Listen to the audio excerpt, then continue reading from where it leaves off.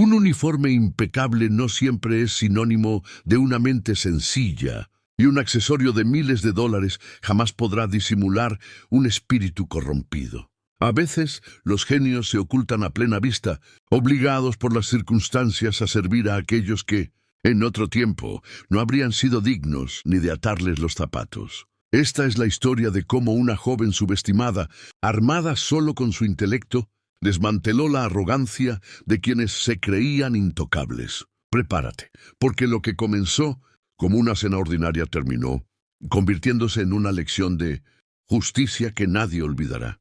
Si te gusta este tipo de contenido, no olvides suscribirte a nuestro canal Relatos que Marcan. Nosotros posteamos un video todos los días. Dale like al video si te gusta esta historia y déjanos un comentario contando de dónde eres y a qué hora nos escuchas.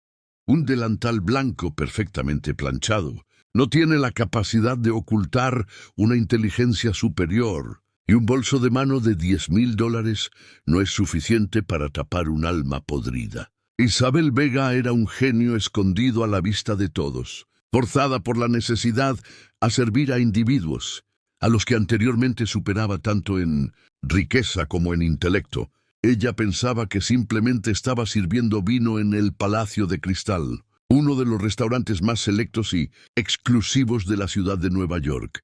Sin embargo, cuando la soberbia Camila Blackwood decidió insultarla en alemán, asumiendo que la pequeña camarera carecía de educación, cometió un error que le costaría todo.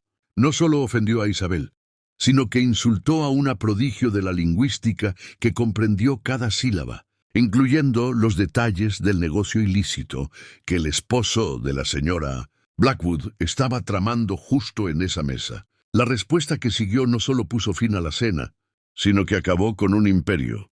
El ambiente del Palacio de Cristal era una mezcla precisa y calculada de aceite de cítricos importado con olor a dinero antiguo y el suave perfume mantecoso de las trufas blancas. Era un aroma que Isabel Vega asociaba directamente con la supervivencia. A sus 24 años, debería haber estado en la Universidad de Múnich, terminando su tesis doctoral sobre la poesía germánica del siglo XII. En su lugar, se encontraba en el centro de Manhattan, equilibrando una botella de Chateau Lafite de $600 sobre una bandeja de plata. El peso de aquella botella era insignificante, comparado con el peso abrumador de las facturas médicas de su padre. Isabel era como un espectro con un vestido negro, hecho a medida, y un delantal blanco almidonado. Se desplazaba entre las mesas, cubiertas de terciopelo, con una gracia fluida y ensayada. Sus movimientos eran económicos, casi silenciosos. La clientela de El Palacio de Cristal, banqueros de inversión, cirujanos plásticos y los herederos discretamente poderosos de fortunas dudosas, prefería que su personal de servicio fuera prácticamente invisible, e Isabel era excelente siendo invisible. Su gerente, el señor Fuentes, un hombre cuya columna vertebral parecía estar hecha de gelatina, solía elogiarla por esa misma cualidad. «Eres un talento natural, Isabel», decía mientras se frotaba las manos con nerviosismo. «Simplemente desapareces. A ellos les encanta eso». Isabel solo asentía con una pequeña sonrisa tensa en el rostro. Lo que él percibía como un talento para el servicio, ella lo vivía como una derrota aplastante cada día. Ella que había ganado el Decathlon Nacional de Lingüística 3 años consecutivos. Ella que podía discutir filosofía existencialista en francés, debatir macroeconomía en alemán, susurrar versos en italiano y maldecir con fluidez en ruso. Aquí, su único idioma requerido se limitaba a sí, enseguida y desea agua con gas o natural. La caída de su familia había sido vertiginosa y brutal. Su padre, Eduardo Vega, había sido el propietario de una prestigiosa, aunque pequeña editorial, Ediciones Vega, famosa por sus impecables traducciones académicas de clásicos olvidados. Era un negocio impulsado por la pasión, no por el lucro desmedido. Y en el mundo moderno, la pasión era vista como una debilidad. Un conglomerado depredador, el grupo Obsidian, había iniciado una adquisición hostil. Desangraron a Ediciones Vega, Apalancaron sus activos y la declararon en bancarrota en apenas 6 meses. El impacto de la pérdida, la traición de sus socios y la montaña de deudas provocaron un derrame cerebral masivo en su padre. Así que Isabel, la prodigio académica, abandonó su programa doctoral completamente becado. Vendió su automóvil, vendió la colección de primeras ediciones de su padre. Cada libro entregado se sentía como un pedazo de su alma siendo subastado, y aceptó el trabajo en 1900, el Palacio de Cristal, tomando el turno de noche para poder estar en la clínica de rehabilitación con su padre durante el día. Aquella noche era un martes especialmente ajetreado. El restaurante vibraba con el murmullo bajo y confiado de los ricos. Isabel retiraba los platos de la mesa número 7. Los comensales ni siquiera interrumpían su conversación sobre la compra de un nuevo yate. Ella escuchaba fragmentos de sus vidas, un viaje de esquí a Gstad, un bono anual insultantemente pequeño de solo $200,000, quejas sobre una nueva ley fiscal. Se retiró a la estación de servicio cerca de la cocina para rellenar su jarra de agua. Miró el reloj. Faltaban 3 horas más. Sus pies latían dolorosamente dentro de los obligatorios y costosos tacones negros. Sacó del bolsillo de su delantal un libro de bolsillo gastado, un pequeño volumen de poesía de Goethe en su alemán original. Leyó una sola línea, permitiendo que la compleja sintaxis y el profundo significado actuaran como un bálsamo para su mente agotada. Deja que todo te suceda. La belleza y el terror. Vega Ciceofuentes. Sacándola de su breve refugio mental. Mesa 11. Los Blackwood son clientes importantes. Damián Blackwood es prácticamente el rey de Nueva York. Sé perfecta. Isabel guardó el libro rápidamente en el delantal. Los Blackwood, repitió el nombre con voz plana. No significaba nada para ella, solo otra mesa de alto mantenimiento. Tomó los menús encuadernados en cuero fino, respiró hondo y compuso su rostro en la máscara agradable y neutra de la sirvienta perfecta. Había sobrevivido a la belleza y al terror. Ciertamente podía sobrevivir a los Blackwood. El grupo de la mesa 11 no estaba simplemente cenando. Estaban celebrando su reinado. Eran 4 personas, 2 hombres y 2 mujeres, vestidos con esa elegancia casual que grita, no necesitamos esforzarnos. Los ojos de Isabel escanearon la mesa al acercarse. Había una pareja más joven, los Davis, que parecían tensos y ansiosos por agradar. Luego estaban los protagonistas. El hombre, Damián Blackwood, tenía una espesa melena plateada, un bronceado profundo y los ojos fríos y depredadores de un asesino de salas de juntas. Ya estaba al teléfono, ladrando órdenes sobre precios de acciones. Su esposa, Camila Blackwood, era una visión de mantenimiento severo y costoso. Su cabello rubio estaba recogido en una coleta tan tirante que parecía estirar la piel de su rostro. Los diamantes brillaban en sus orejas y garganta, fríos y afilados. Su vestido era de un negro elegante y severo, y un bolso de 5 cifras descansaba en la silla vacía junto a ella. Escudriñaba el restaurante con una mirada de profundo aburrimiento y desdén, como si todo el local fuera un insulto personal a su presencia. Isabel se deslizó hasta la mesa. Buenas noches. Bienvenidos a El Palacio de Cristal. ¿Puedo ofrecerles los menús? Damián Blackwood ni siquiera levantó la vista de su teléfono. El señor Davis saltó en su asiento. Oh, sí, gracias, Camila. Sin embargo, giró lentamente la cabeza, sus ojos recorriendo a Isabel de arriba a abajo. Era una mirada que Isabel conocía bien, la que calculaba tu valor neto, tu origen y tu educación en un solo vistazo despectivo. El labio de Camila se curvó ligeramente. No tomó el menú. Trae una botella del Petrus. Del 2009, ordenó con una voz que sonaba como cubitos de hielo en una licuadora. Y dile al sumiller que no haga el numerito, solo ábrela. Y quiero saber si las ostras son realmente de la costa oeste, o si eso es solo algo que imprimen en el menú para inflar el precio. Las ostras llegaron en avión esta mañana. Señora, respondió Isabel con calma, su voz en un tono monótono perfecto. Traeré la carta de vinos, para que confirme la añada y haré que traigan la botella inmediatamente. Camila agitó una mano desdeñosa. adornada con un diamante amarillo que podría haber pagado toda la deuda médica del padre de Isabel. Solo tráela y 2 botellas grandes de agua mineral importada. Isabel asintió levemente. Enseguida, señora. Al girarse para irse, oyó a Camila inclinarse hacia la señora Davis y susurrar lo suficientemente alto como para ser escuchada deliberadamente. El servicio aquí ha decaído tanto. Ahora contratan a cualquiera, ¿verdad?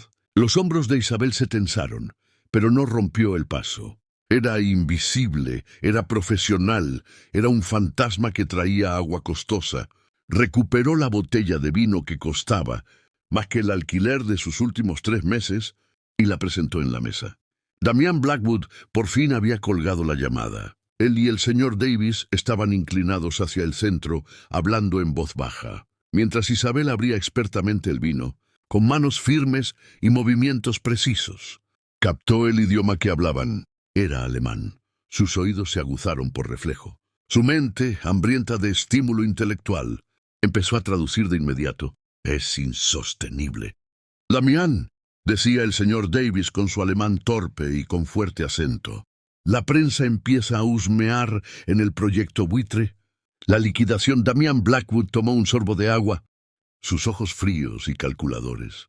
Su alemán, a diferencia del de Davis, era fluido y cortante. Que husmeen.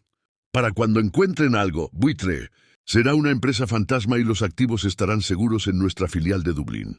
Es una muerte limpia.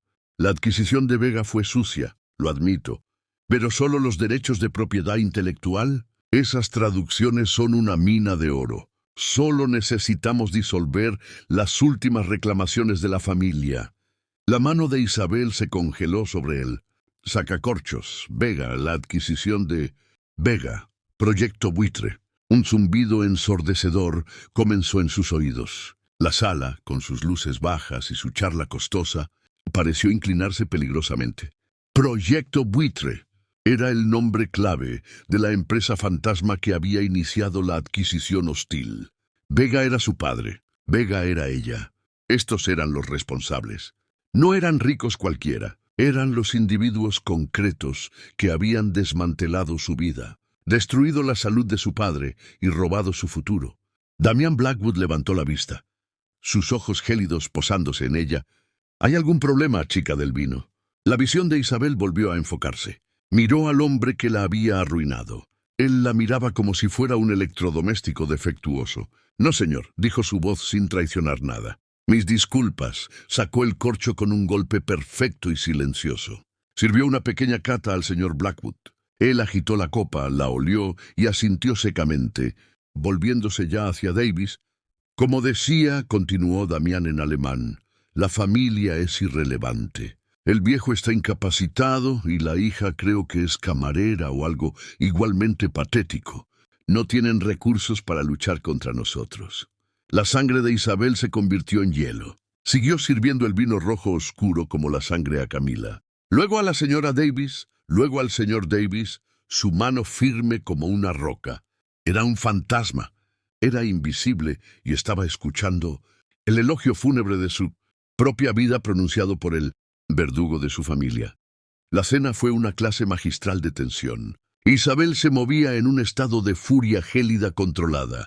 Cada vez que se acercaba a la mesa, forzaba una máscara de serenidad neutra, pero debajo, su mente corría catalogando cada palabra. Los Blackwood y los Davis estaban en su mayor parte ajenos a su presencia. Vivían dentro de su burbuja de riqueza y privilegio. La conversación fluía alrededor de Isabel, como si ella fuera un mueble más. Discutían su estrategia empresarial y legal tan abiertamente como quien discute el clima, seguros de que el servicio era inculto, poco inteligente y, lo más importante, monolingüe. Damián y el señor Davis, cuyo nombre completo era Felipe, continuaron hablando del proyecto buitre en alemán. Celebraban la transferencia final de los derechos editoriales.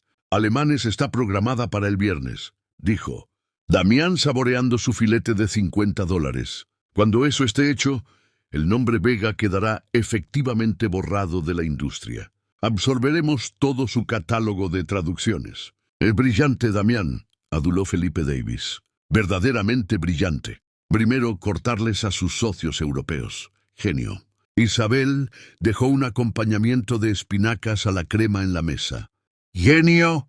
Llamaban genio a la destrucción sistemática de la obra de toda una vida de su padre. Recordaba las noches en que su padre hablaba por teléfono con la voz rota, intentando entender por qué sus socios de Berlín y Múnich, hombres con los que había trabajado 30 años, habían congelado sus contratos de repente. Ahora sabía que Blackwood había envenenado el pozo primero. Camila, mientras tanto, dirigía su propia campaña de terror mezquino. Devolvió su sopa 2 veces. La primera estaba tibia, la segunda hirviendo. Se quejó de que su copa de vino tenía una mancha imperceptible, obligando a Isabel a traer una nueva y pulirla frente a ella en la mesa. «Es simplemente imposible encontrar buena ayuda hoy en día», lamentó Camila dirigiéndose a la señora Davis, que asentía frenéticamente. «Todos son unos vagos, sin orgullo por su trabajo. Solo quieren que les regalen todo». Isabel, que en ese momento retiraba el plato de Damián Blackwood, sintió que un músculo le temblaba en la mandíbula. Trabajaba 60 horas semanales. No había tenido un día libre en 3 semanas. Dormía en un catre en un pequeño estudio. Comía fideos instantáneos para poder pagar la medicación experimental que el médico de su padre había recomendado. «Tienes toda la razón, Camila», intervino la señora Davis. «Elena, mi nueva empleada doméstica, es un desastre total. Le pedí que organizara mi armario por color y temporada y parecía genuinamente confundida. La incompetencia es asombrosa». Isabel rellenó el vaso de agua de Camila. Esta ni la miró, pero continuó su monólogo. «Es falta de clase, falta de educación. Esta gente simplemente no está hecha para las cosas finas. No tienen capacidad para ello». Era la crueldad irreflexiva la que asfixiaba a Isabel. No solo la insultaban a ella, insultaban a toda su clase social, a toda su situación, sin una pizca de autoconciencia. Ellos eran los arquitectos de su pobreza y ahora se burlaban de ella por padecerla. Retiraron los platos principales. El señor Fuentes, nervioso al ver la mesa de tan alto perfil, hizo un gesto ansioso a Isabel para que tomara el pedido de postres. «Manténlos felices. Vega, el señor Blackwood acaba de firmar un nuevo contrato de arrendamiento para su empresa en este edificio. Es nuestro inquilino más importante». Isabel sintió una ola fría de náuseas. Obsidian Group. Claro, eran dueños del edificio donde estaba su restaurante. Eran dueños de todo. Regresó a la mesa. «Puedo interesarlos en el postre. Nuestro chef pastelero recomienda encarecidamente el soufflé de Grand Marnier». Damián y Felipe Davis miraban una hoja de cálculo en la tableta de Felipe, hablando de nuevo en inglés. Damián la despachó con un gesto brusco. «Solo café, 4 expresos». Y la cuenta, Camila, sin embargo, no había terminado. Miraba fijamente a Isabel. Sus ojos se entrecerraron. Isabel había sido demasiado eficiente, demasiado silenciosa, demasiado perfecta. Y para alguien como Camila Blackwood, la perfección en un subordinado era una irritación, era un desafío silencioso. Isabel recogía los últimos platos pequeños cuando ocurrió. Tuvo que inclinarse ligeramente delante de Camila para alcanzar el cuenco vacío de espinacas. Al hacerlo, su manga rozó por una fracción de centímetro la correa llena de diamantes del bolso de Camila que reposaba en la silla. Fue nada, un roce de pluma. Camila retrocedió como si la hubiera mordido una serpiente. «¡Dios mío!», jadeó apartando su bolso de $10,000. «No toques mis cosas, torpe. Esto es piel de pitón auténtica». Toda la mesa quedó en silencio. Damián Blackwood levantó la vista de la tableta, molesto por la interrupción. «Mis más sinceras disculpas». «Señora», dijo Isabel, su voz tensa, «solo estaba retirando el plato. Estaba hurgando en mi bolso», espetó Camila. Su rostro estaba rojo de ira. «Mira cómo estás. Probablemente tienes grasa por todas partes. Ahora tendré que llevarlo a limpiar profesionalmente». «Camila», dijo Damián en tono bajo de advertencia. Estaba molesto, pero no con su esposa, sino con la escena que estaba montando en público. Pero Camila había encontrado su ritmo. Sintió la vergüenza de su marido y, como verdadera depredadora, la redirigió al objetivo más débil. Quería restablecer su dominio. Miró a Isabel, que estaba paralizada con el plato vacío en la mano, y luego se inclinó hacia su marido con una sonrisa cruel y conspiradora. Cambió al alemán. El alemán en la mente de Isabel era algo hermoso. Era el idioma de Goethe y Rilke, un idioma de filosofía precisa y emociones profundas. En la boca de Camila Blackwood era un arma. Se inclinó hacia Damián, creyendo estar segura en su fortaleza lingüística, creando una burbuja privada de desprecio, mientras el objetivo estaba a menos de 1 metro. «Mira a esta pobre cosa», dijo Camila en alemán, su voz goteando desdén. El aliento de Isabel se detuvo, no se movió. Mantuvo los ojos fijos en un punto justo por encima del hombro de Camila. El truco clásico de camarera para mostrar atención sin contacto visual. Damián suspiró molesto, pero no detuvo a su esposa. La miró a ella, luego volvió a su hoja de cálculo. Para él solo era parte del decorado. Camila, envalentonada por la indiferencia de su marido, continuó. Hablaba directamente de Isabel, usando la tercera persona como si Isabel fuera un perro del que se habla. «Huele a fracaso y a detergente barato de lavandería», dijo en alemán. Las fosas nasales de Isabel se ensancharon. Pensó en la lavandería de autoservicio de 24 horas. Usaba el polvo azul genérico. Era lo único que podía permitirse. «Como mucho tiene el bachillerato», continuó Camila en alemán, su voz subiendo con diversión cruel. Miró a la señora Davis, que miraba sus propios zapatos profundamente incómoda, pero demasiado asustada de Camila para intervenir. Esa clase de gente son como cucarachas.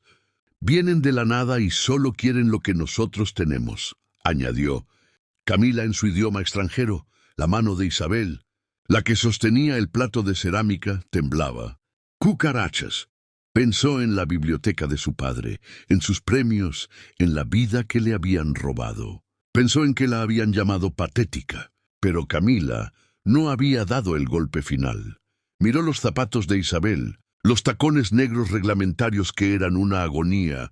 Mira sus zapatos horribles y este uniforme espantoso. Es un milagro que pueda sostener una bandeja. Muchas gracias por escuchar hasta aquí. Si te gusta este tipo de contenido, no olvides suscribirte a nuestro canal. Relatos que marcan. Nosotros posteamos un video todos los días. Dale like al video si te gusta esta historia y déjanos un comentario contando de dónde, qué eres y a qué hora nos escuchas. Luego llegó el resumen brutal final, la frase que condensaba todo su desprecio. Probablemente es demasiado estúpida para juntar dos frases, pero aquí está actuando como si fuera algo mejor. Patética, sentenció en alemán. Patética. La misma palabra que había usado Damián Blackwood. Era el lema familiar. El silencio que siguió duró 10 segundos completos. Isabel solo estaba allí parada. Camila la miraba con una sonrisa desafiante y fea, retando a la estúpida camarera a reaccionar ante un idioma que creía que no podía entender. Disfrutaba del poder del momento, de poder abusar de alguien en su cara. La mente de Isabel estaba al rojo vivo. Toda la rabia, el dolor, el agotamiento y la profunda injusticia del último año se condensaron en un solo punto, afilado de claridad. El miedo desapareció, el trabajo desapareció, la servidumbre desapareció.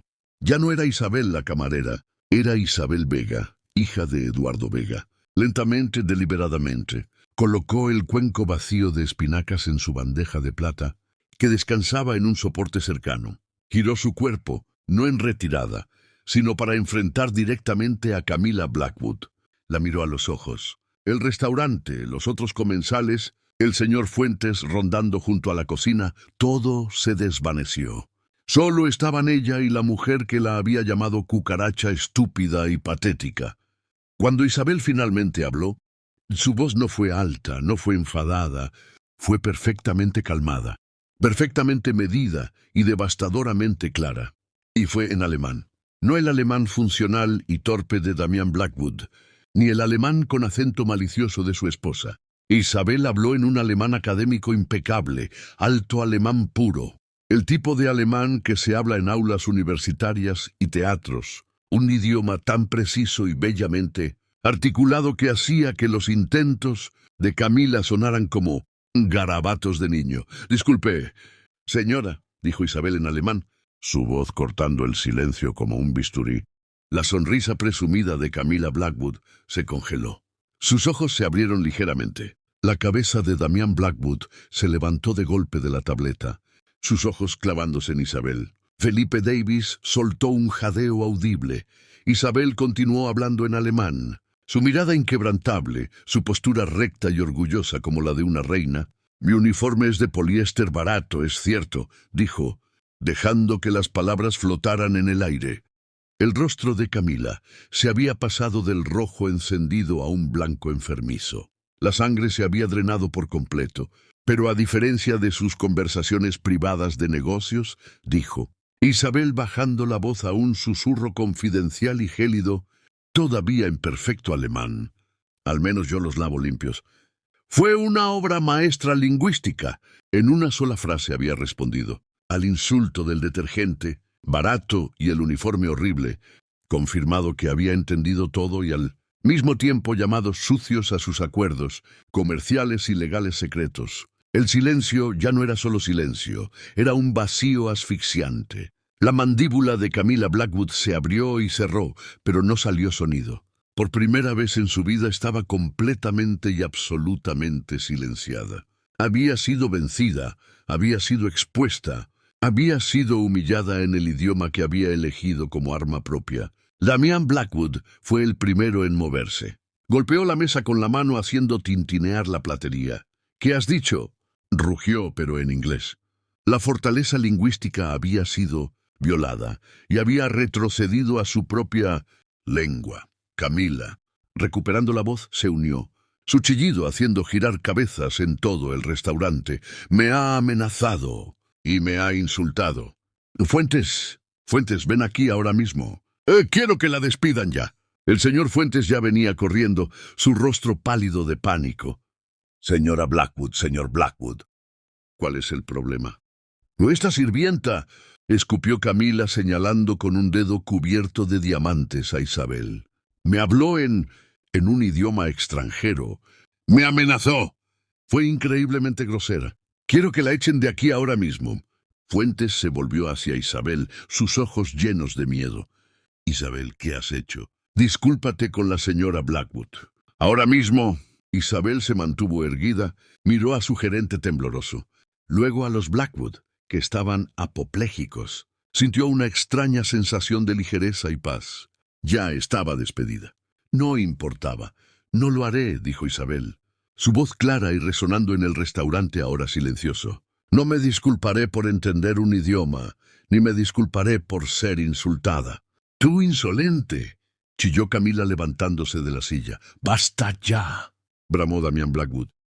Tiró su servilleta al plato. «Fuentes, este es el peor servicio que he recibido jamás. Esta empleada es una vergüenza. Despídela delante de nosotros, o me encargaré personalmente de que el contrato de El Palacio de Cristal sea cancelado y demandaré a esta chica por acoso».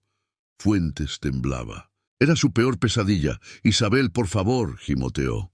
«Solo di que lo sientes. Por favor, ¿no entiendes?». «No». «Creo que ella entiende más que todos nosotros», dijo una nueva voz. La voz era masculina con un claro y refinado acento alemán. No era Damián Blackwood. Isabel giró la cabeza. El señor Fuentes giró. Los Blackwood giraron. Un hombre se estaba levantando lentamente de una pequeña mesa para dos en el rincón. Una mesa que Isabel ni siquiera había atendido.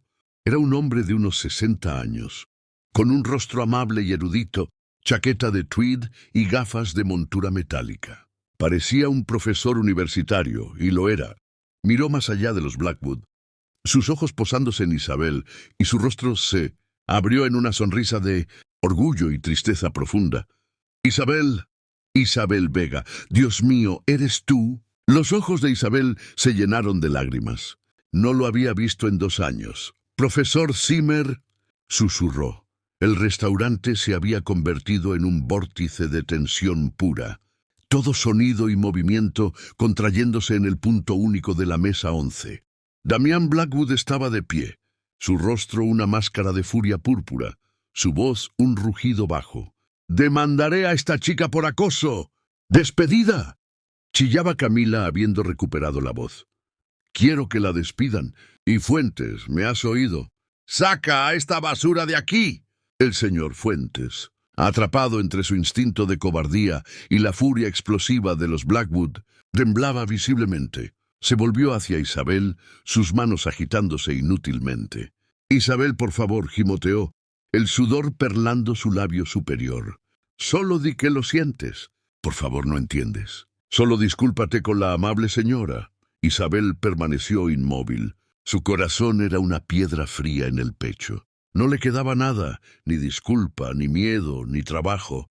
Estaba a punto de hablar, de decir algo definitivo e irreparable, cuando la nueva voz calmada, clara y resonante, cortó el caos como una cuerda de violín en una tormenta. No era alta, no estaba enfadada, pero silenció la mesa y las mesas cercanas al instante.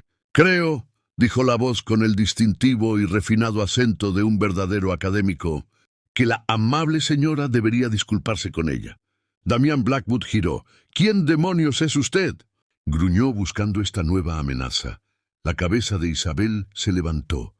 Conocía esa voz. Era la voz que una vez la había guiado por las complejidades de la poesía germánica. Una voz asociada a bibliotecas polvorientas, café fuerte y el olor a libros antiguos. Era una voz de una vida que creía muerta. Desde una pequeña mesa en sombra en el rincón, un hombre se levantaba lentamente. Era de unos 60 y tantos años, con un rostro amable y erudito, chaqueta de tweed ligeramente arrugada y gafas de montura metálica. Colocó su servilleta cuidadosamente en la mesa, como terminando una comida perfectamente normal, y miró más allá de los furiosos Blackwood, sus ojos posándose directamente en Isabel. Su rostro, hace un momento serio de desaprobación, se arrugó en una expresión de reconocimiento desgarrador y luego de profunda tristeza. «Isabel, Isabel Vega, Dios mío, ¿eres tú?». Las piernas de Isabel casi cedieron. Las lágrimas, que habían estado brotando de rabia y humillación, ahora surgieron como lágrimas de conmoción. El nombre, su nombre pronunciado por él, aquí, era imposible. «Profesor Zimmer», susurró. El nombre fue un jadeo, una oración. El profesor Klaus Zimmer, de la Universidad de Múnich, el amigo más antiguo de Eduardo Vega y su director de tesis doctoral, dio un lento paso hacia la mesa. Ignoró por completo a los Blackwood. Toda su atención estaba en su alumna. «Pensé que habías desaparecido», dijo el profesor Zimmer, su voz cargada de emoción. Ahora hablaba en inglés para que toda la sala entendiera. «Intenté contactar a tu padre, a Eduardo. Supe que estaba enfermo. Isabel, ¿qué haces aquí con este uniforme?». «Necesitaba un trabajo, profesor», susurró Isabel, la vergüenza de su situación golpeándola de nuevo, pero esta vez mezclada con una esperanza extraña y aterradora. «¿Un trabajo?», repitió Zimmer como si la palabra supiera mal. Finalmente apartó la mirada de Isabel y sus ojos amables y eruditos se endurecieron. Miró al señor Fuentes, que lo observaba boquiabierto. «Usted», dijo, «está a punto de despedir a esta empleada». Ella insultó a la señora Blackwood», balbuceó Fuentes. «Fue increíblemente grosera». «No», lo corrigió el profesor Zimmer, su voz adquiriendo el tono nítido y autoritario de aula que podía silenciar a 500 estudiantes. «He estado cenando aquí durante 2 horas. He oído cada palabra. Mi alemán es, le aseguro, bastante excelente». Se volvió hacia Camila. «Señora Blackwood», dijo, «usted la insultó». Camila retrocedió como si le hubiera arrojado agua. «Yo no sé de qué está hablando. Eso es mentira». «Lo es», replicó Zimmer, su voz escalofriantemente calmada. Ya era el centro del restaurante. Todos los móviles estaban fuera grabando. Todos los comensales se inclinaban hacia adelante. «Usted la llamó cucaracha», dijo. «Dijo que huele a fracaso y detergente barato». La llamó patética. Y su error más grave, la llamó demasiado estúpida para juntar 2 frases. Dejó que la traducción de los insultos colgara en el aire muerto y silencioso. Clara Davis parecía a punto de vomitar. Felipe Davis miraba su plato, su rostro ceniciento. El rostro de Camila Blackwood era una máscara de horror. Esto no era una negociación de negocios, era una ejecución social. Estaba siendo expuesta, sus palabras feas repetidas para que todos las oyeran. Se equivocó en todo, continuó Zimmer con un toque de desprecio académico, especialmente en lo último. Miró a Isabel y su expresión fue por un momento de puro orgullo, sin adulterar. Miren, dijo al salón en general, esta es Isabel Vega. Esta no es una chica patética. Esta es la mujer que ganó el premio Gutenberg por sus traducciones de textos medievales. Fue mi mejor alumna con una beca doctoral completa en Múnich. Esta mujer habla 8 idiomas con fluidez y puede leer 3 lenguas muertas. Esta mujer, dijo su voz, elevándose con una pasión que llenó la sala, es un genio. Isabel lloraba abiertamente ahora en silencio, reivindicada de una manera que ni siquiera había soñado posible. ¿Y saben por qué? La voz de Zimmer retumbó y giró, dirigiendo toda su atención al hombre que había estado callado demasiado tiempo. ¿Saben por qué un genio se ve obligado a trabajar de camarera para ser insultado por personas mezquinas y arrogantes como ustedes? Apuntó con un dedo tembloroso directamente a Damian Blackwood, porque ese hombre, Damian Blackwood del grupo Obsidian, quebró ilegal e inmoralmente la empresa de su padre. El nombre golpeó la sala como una bomba. Vega no era una corporación anónima. Era una institución querida y respetada, conocida por su calidad e integridad. Un murmullo recorrió a los comensales. Una mujer jadeó. La empresa de Eduardo Vega. La periodista de la mesa contigua tecleaba frenéticamente en su móvil. «Destruyó a su familia», resonó la voz de Zimmer como el resumen final de un fiscal. Puso a su padre en el hospital con un derrame cerebral por el estrés. Y esta noche, él y su esposa tuvieron la audacia de sentarse aquí, celebrar su robo delante de ella y luego burlarse de la pobreza que ellos mismos crearon. Clara Davis se puso de pie. «Felipe, nos vamos», siseó agarrando su bolso. «Me siento enferma. Esto es calumnia». Bramó por fin Damian Blackwood, su rostro de un rojo moteado y terrorífico. «Esto es mentira. No tienen pruebas. Los demandaré a todos. A ti, al restaurante, a ella. Todos quedarán arruinados». El profesor Zimmer no se inmutó. Lo miró con una especie de lástima académica. «¿Pruebas, señor Blackwood?» Parece creer que estaba teniendo una conversación privada. No lo era. Estaba celebrando un delito. Yo era un viejo amigo de Eduardo Vega. He estado muy interesado en la caída de su empresa. Lentamente, deliberadamente, sacó su teléfono inteligente del bolsillo interno de su chaqueta de tweed. «Y usted acaba de entregarme toda la conspiración en bandeja de plata. Creo que empecé a grabar cuando comenzó a hablar del proyecto buitre». Levantó el teléfono. La luz roja de grabación brillaba como un pequeño ojo acusador. Toda su conversación sobre la liquidación de los activos Vega, su plan de borrar el nombre de la editorial, la preocupación de su socio por la prensa, su propia valoración de la hija como patética, todo está aquí. Creo que el término legal es una confesión. Este silencio fue diferente. No era solo silencio, era un vacío absoluto. Era el silencio asfixiante del jaque mate total. Felipe Davis miró a Damián, sus ojos llenos de traición y terror. «Damián, Dios mío, ¿qué has hecho?» Camila agarró el brazo de su marido, sus diamantes raspando su manga. Su voz era un chillido aterrorizado y desconocido. «Damián, ¿de qué está hablando?» «¿Una grabación? ¿Qué significa?» Damian Blackwood estaba ceniciento. Estaba vencido. Miró el teléfono de Zimmer a Isabel y vio su mundo, su reputación y su libertad evaporándose. El profesor Zimmer, con su trabajo hecho, se volvió hacia el tembloroso señor Fuentes. Su voz era calmada, casi gentil. «Señor Fuentes», dijo, «creo que los Blackwood están listos para su cuenta. O quizá debería simplemente pedirles que se vayan. Ya han causado suficiente disturbio. Fuentes, comprendiendo finalmente quién tenía el verdadero poder en la sala, hinchó el pecho. La medusa había encontrado una columna, aunque fuera de puro miedo. Miró a su inquilino más importante. «Señor Blackwood, señora Blackwood, Debo pedirles que por favor se marchen ahora. ¿Marchar?, chilló Camila, su voz quebrándose. ¿A nosotros? ¿Tiene idea de quiénes somos? Creo, dijo el profesor Zimmer en voz baja, que todo el mundo aquí sabe exactamente quiénes son. Damián Blackwood no dijo nada. Su rostro era un vacío. Agarró el brazo de su esposa con tanta fuerza que ella gimió. «¡Cállate, Camila!». Tiró su tarjeta American Express, negra, sobre la mesa, pero nadie se movió para tomarla. «Esto no ha terminado», gruñó, su voz un susurro ronco. «Ninguno de ustedes.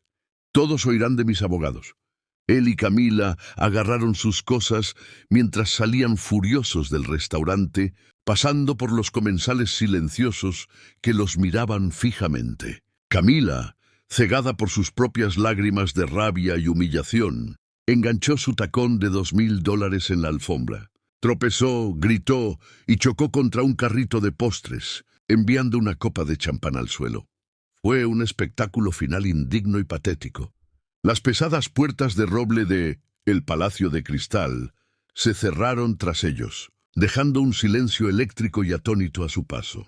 Durante un minuto agonizante, el único sonido en el local fue el lejano y frenético golpe de una sartén caída en la cocina y el tic-tac feroz del gran reloj junto a la barra. Isabel Vega estaba sola en el centro de ese vacío. Temblaba no de miedo, sino del violento y estremecedor choque de adrenalina. La sala seguía llena de gente, pero su mundo entero se había comprimido al espacio de esa mesa y al eco de su propia voz, diciendo una verdad que creía que tendría que tragarse el resto de su vida. Entonces llegaron los sollozos. No fueron fuertes, pero fueron desgarradores. Fueron el sonido de una presa rompiéndose, liberando un año de insultos tragados, de dolor silencioso, de la humillación de ser brillante e invisible. Cubrió su rostro con las manos, sus hombros temblando, dolorosamente consciente de que ahora era el centro de un espectáculo, pero incapaz de detener el diluvio emocional. El profesor Zimmer estuvo a su lado en un instante, su mano posándose suavemente en su hombro. Fue un gesto de protección, de anclaje. «Está bien, querida», murmuró, su voz solo para ella, en contraste con los pronunciamientos resonantes de hace un momento. «Se acabó, estás a salvo. Fuiste magnífica». El señor Fuentes, con el rostro del color de la leche agria, se acercó patinando. El poder en la sala había cambiado tan completa y sísmicamente que ya no sabía dónde ponerse. Miraba a Isabel, pero hablaba al profesor. «Señor profesor, yo...». Tragó saliva retorciendo su delantal. «Señorita Vega, no encuentro palabras. Lo que dijeron, lo que yo... Lo siento profundamente. No tenía ni idea. Por favor, tome el resto de la noche. Una semana libre, pagada, por supuesto. Lo que necesite». «Dios mío, lo siento tanto». Isabel bajó lentamente las manos, secándose las lágrimas calientes de sus mejillas. La lucha se había drenado de ella, dejando un profundo agotamiento hueco, pero debajo un pequeño y desconocido rescoldo de ligereza. Estaba libre. «Gracias, señor Fuentes», dijo con voz ronca. Creo que solo recogeré mis cosas. Creo que he terminado aquí». Por supuesto», asintió Fuentes, retrocediendo como si ella fuera realeza o quizás una bomba a punto de estallar. El profesor Zimmer mantuvo una mano guía en su espalda mientras ella se dirigía al cuarto del personal. Su camino la llevó junto a la estación de servicio. Todo el personal de cocina, ayudantes, camareros, lavaplatos, se había reunido junto a la puerta. Sus rostros eran una mezcla de asombro e incredulidad. Eran los invisibles, igual que ella había sido. Al pasar se apartaron y entonces Luis, el ayudante de camarero con quien a menudo bromeaba, empezó a aplaudir. Fue un sonido lento y deliberado en el restaurante silencioso. Luego se unió otro camarero y luego un comensal de una mesa cercana. La periodista, que había observado toda la escena con atención rapaz, se puso de pie y aplaudió. En segundos, todo el comedor estaba de pie. El aplauso no fue el educado golpeteo de un público satisfecho, fue un rugido. Fue una ovación de pie. Una ola tronadora y validante de apoyo para la mujer que había dicho la verdad al poder. Isabel, con el rostro ardiendo, dio una pequeña sonrisa acuosa y un asentimiento, un gesto de agradecimiento a una sala llena de extraños que acababan de ver su vida romperse y reformarse. Desapareció por la puerta de solo empleados, el sonido de sus aplausos siguiéndola por el pasillo. El profesor Zimmer la esperó junto a la entrada principal, habiendo pagado su propia cuenta con un gerente atónito. Isabel salió 10 minutos después, no como camarera, sino como ella misma. Se había despojado del vestido negro y el delantal blanco. Ahora llevaba sus simples vaqueros, un jersey gastado y las zapatillas que siempre traía para cambiarse de los tacones agonizantes. Llevaba su pequeño ejemplar gastado de Goethe. «Profesor», dijo su voz pequeña, «no tenía que esperar. Tonterías». «Isabel», dijo él suavemente, tomándola del codo y guiándola hacia la fresca noche de Nueva York. El aire fue un shock después del restaurante recalentado y sofocante. «¿A dónde podemos ir?» «Tenemos que hablar y debes comer algo que no haya sido preparado en ese lugar». Encontraron una pequeña cafetería abierta las 24 horas a 2 cuadras. Un lugar de mesas de formica y luces fluorescentes. Era la antítesis de El Palacio de Cristal. Isabel nunca se había sentido más en casa. Se sentaron en un reservado y una camarera de aspecto cansado le sirvió 2 cafés. Isabel envolvió sus manos frías alrededor de la taza de cerámica caliente. Su primer momento de paz. «Ahora», dijo Zimmer, sus ojos amables y eruditos observándola. «Cuéntame todo desde el principio. Sobre Eduardo, sobre tus estudios, sobre todo esto». Isabel habló por primera vez en un año. Contó toda la historia. Le habló del derrame cerebral, la cascada interminable de facturas médicas, los abogados depredadores del grupo Obsidian, que ofrecieron un acuerdo de centavos por dólar. Le habló de abandonar su programa, la vergüenza de ello, la sensación de que su mente se estaba embotando. Habló del agotamiento, las semanas de 60 horas, el miedo de que su padre muriera mientras ella servía champán a personas que tenían menos inteligencia y menos humanidad que él en su dedo meñique. Habló de las crueldades diarias casuales, del hambre intelectual y de la profunda y asfixiante soledad de su caída. Zimmer escuchó, su expresión volviéndose más sombría a cada momento. Lo interrumpió, solo la dejó verter el veneno. Cuando terminó, su voz un susurro ronco. Él tomó una profunda respiración. «Isabel», dijo, su voz cargada de una ira controlada que ella nunca le había oído. «Esto no es solo una injusticia, esto es criminal. Y tú, mi querida, tienes la llave». «¿Qué llave?», preguntó ella cansada. «Mi testimonio es su palabra contra la mía». «No», dijo y golpeó el bolsillo interno de su chaqueta donde descansaba su móvil. «Mi grabación. Empecé a grabar cuando el señor Blackwood empezó a alardear en alemán del proyecto Buitre. Era un viejo amigo de Eduardo. Vega, he estado muy interesado en la caída de su empresa y esta noche Damián Blackwood, en su infinita arrogancia, me entregó toda su conspiración con una confesión completa ante un testigo, Felipe Davis, sobre la liquidación de los activos Vega. Sacó el móvil. Esto no es solo una palanca, Isabel. Esto es prueba. Estaban celebrando fraude. Lo puso sobre la mesa. Has estado en una batalla de supervivencia pequeña. Ahora pasamos a una batalla de estrategia. Allí mismo, en la quietud de las 2 de la madrugada de la cafetería, el profesor Zimmer hizo una llamada. Isabel escuchó mientras hablaba en rápido y furioso alemán con alguien al otro lado. «Ada, soy Klaus. Estoy en Nueva York, sí. La conferencia estuvo bien. Escucha, tengo algo terrible y algo maravilloso. He encontrado a la hija de Eduardo Vega y he encontrado a los hombres que lo destruyeron. Sí, encinta. Vamos a necesitar tu ayuda». «Vamos a la guerra», colgó. Era la doctora Ada Reinhardt. Es la abogada corporativa más temida de Frankfurt. Se especializa en recuperación internacional de activos. Tiene un odio particular por hombres como Damián Blackwood. Sonrió con una sonrisa delgada y lobuna. Estará en un avión mañana por la mañana. Tú serás su testigo principal. Las cosas se movieron con una velocidad vertiginosa. Al día siguiente, la periodista de El Palacio de Cristal, una mujer llamada Laura Méndez, publicó su artículo. No fue solo una crítica de restaurante, fue una portada demoledora. El titular fue contundente. La camarera que dijo la verdad al poder, como un cruel insulto en Nueva York destapó un fraude millonario. La historia se volvió viral. Tenía todo: arrogancia, un idioma secreto, un genio oculto y un villano que era un hombre conocido en las finanzas de la ciudad.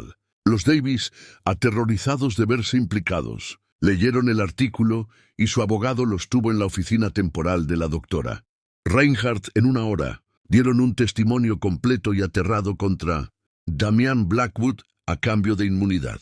La caída de los Blackwood fue inmediata y catastrófica. Las acciones del grupo Obsidian se desplomaron un 30% en 2 días. La junta directiva celebró una reunión de emergencia y aceptó a la fuerza la dimisión de Damian Blackwood. Fue golpeado con múltiples demandas, no solo de la familia Vega, sino de sus propios accionistas por incumplimiento de deber fiduciario. El proyecto Buitre fue congelado por un juez federal. Sus activos fueron embargados. La caída de Camila fue de otro tipo, más social. De la noche a la mañana se convirtió en una paria. La historia había repetido con gusto sus insultos en alemán. La llamaron la depredadora del bolso de pitón. Fue desinvitada de la gala de la Sinfónica. Su nombre fue discretamente retirado de las juntas de 3 grandes organizaciones benéficas. Sus amigos, los mismos que habían reflejado sus opiniones, dejaron de contestar sus llamadas. Enfrentando la ruina social y financiera, pidió el divorcio. Un último intento desesperado de salvarse, pero fue demasiado tarde. Era un chiste público, un meme, un símbolo de riqueza arrogante y fea. 6 meses después, Isabel estaba de pie en un aula magna de la Universidad de Múnich. El aire no olía a aceite de cítricos y trufa. Olía a libros antiguos, polvo de tiza y café fuerte. Era el olor del hogar. El profesor Zimmer había arreglado una beca completa, acelerada y una suspensión para reiniciar la obra de su padre. Las demandas se habían resuelto a su favor, restaurando una porción significativa de los activos de la familia Vega. Con ello, Isabel restableció Ediciones Vega, más ligera, moderna y digital primero, pero con la misma misión que la de su padre: tender puentes entre idiomas. Su primer acto como directora ejecutiva fue crear la beca de traducción Eduardo Vega para financiar a estudiantes que, como ella, luchaban por terminar su trabajo. Visitó a su padre esa tarde en una nueva y luminosa residencia privada. Estaba sentado en un jardín y por primera vez desde el derrame no miraba al vacío. Estaba leyendo. Sostenía el primer libro publicado por la nueva Ediciones Vega. Una nueva traducción de Goethe con una dedicatoria simple y elegante en la primera página. Para papá, Isabel Vega ya no era invisible. Ya no era un fantasma sirviendo vino. Había sido puesta a prueba. Había pasado por el fuego y había dejado que todo le sucediera, la belleza y el terror. Y al final había emergido no solo sobreviviendo, sino victoriosa, finalmente autora de su propia historia.